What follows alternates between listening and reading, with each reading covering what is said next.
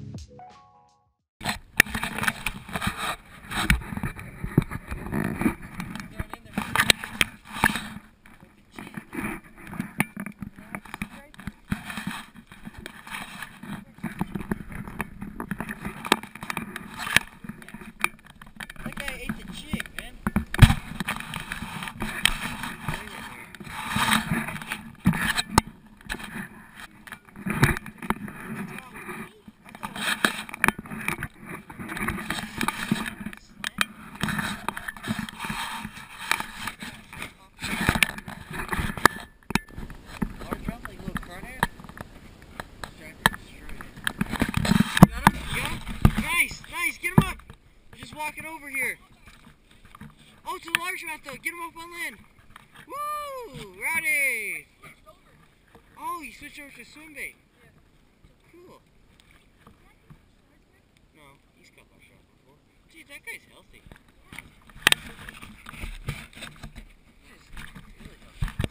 Sweet, Rowdy.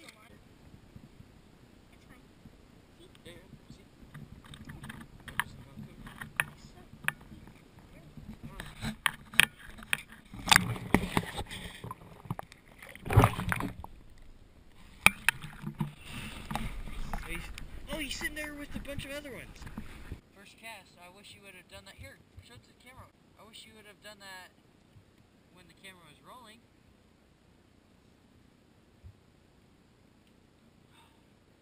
Little swim bait there? Yep. That you just stole out of my box? Yeah. Okay. There you go. Oh yeah, that's perfect size for those bass to eat, huh? Look at them. I just... Wait, oh. Or should I...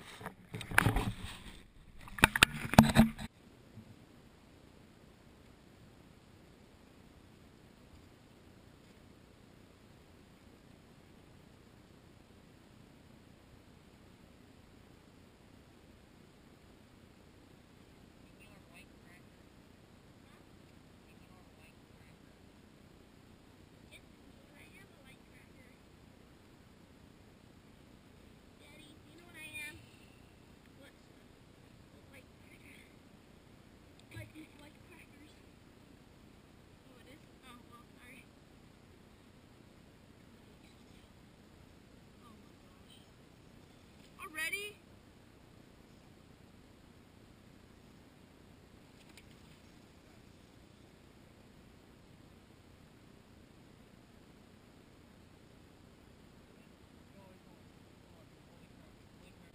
Oh my gosh. Yeah, boy! Holy crap! That's... Oh. I think that's a 2.5 pounder right there. Woo! On the jerkbait, baby. First cast right over here in the new spot. Oh, took it on the pause. It's one of my favorite jerkbaits. I catch walleye and stripers and now largemouth on it. Just got them by one treble hook too.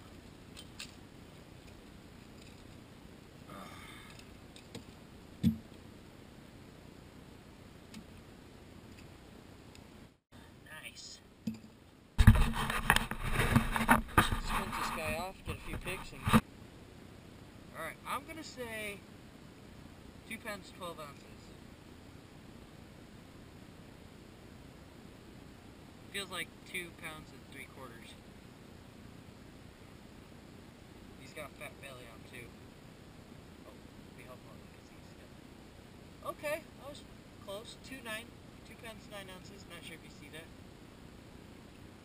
Let's redo that. It's a nice stud of a 2.5-pound bass right there. Absolutely chunky. He's got a fat belly. He's been eating him nice. Gonna take a pick and let this guy go.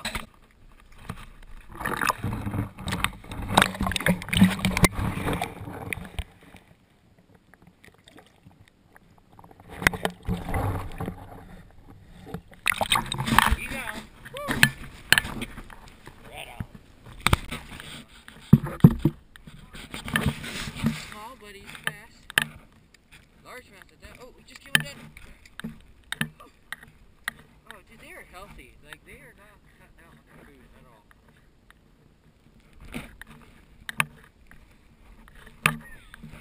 Okay. Just let him go. Let's go. Just let him go. Alright.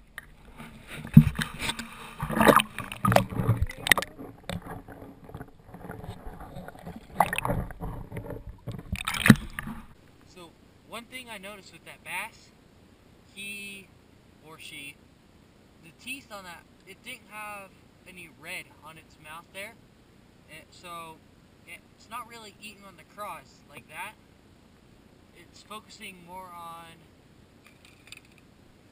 shad and bluegill, so I think my best option, I still want to throw the jig, don't get me wrong, but I think that my better option is going to be throwing stuff like the jerkbait and the swim bait.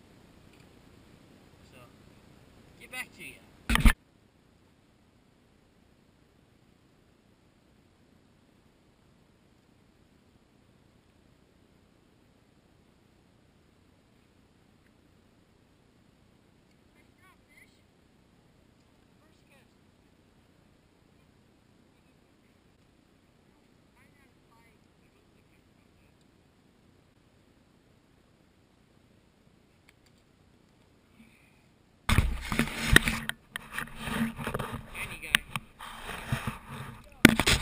Aggressive fish.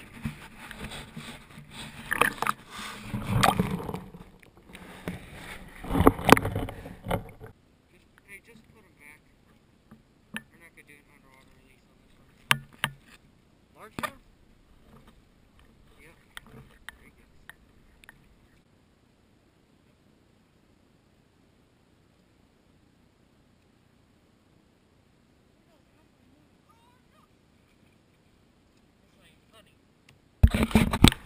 Dang it, I turned off the GoPro because I thought it wasn't recording.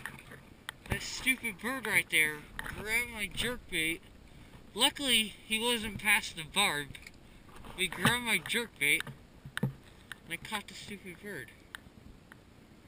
Gosh, not the species we're going after. Come on. Jerkbait fish.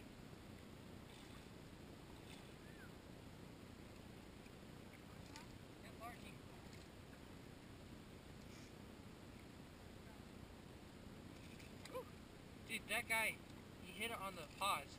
I just started pulling and it was just extra weight there. You wanted that one.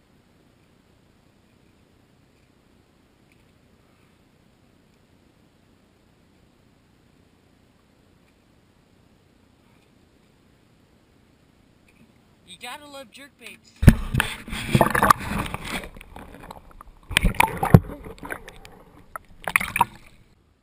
Well, guys, go figure. The camera died again.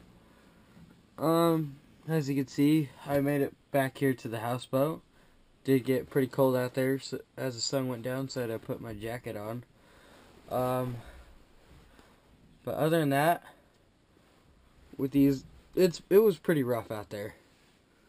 With these cold snap conditions, it's been pretty difficult to get some of these really finicky bass to bite. Like, we were throwing Senkos in their faces and they didn't even react to it. So, I wound up taking off that little square bill crankbait I had on at first and replaced it with a jig because That's always a good cold water presentation to be throwing. And then I was throwing the swim bait around, and there were about little quarter-pounder bass just swimming around that kept smacking the swim bait from the side whenever I pause it. So they were smacking like a jerk bait though, so I swapped that out and tied on the jerk bait. I wound up catching all my fish on the jig, the jerk bait. So as you guys saw, I did catch that striper with the jig. The jig probably looked like a bluegill or like a crawdad striper, and I just wanted to eat that.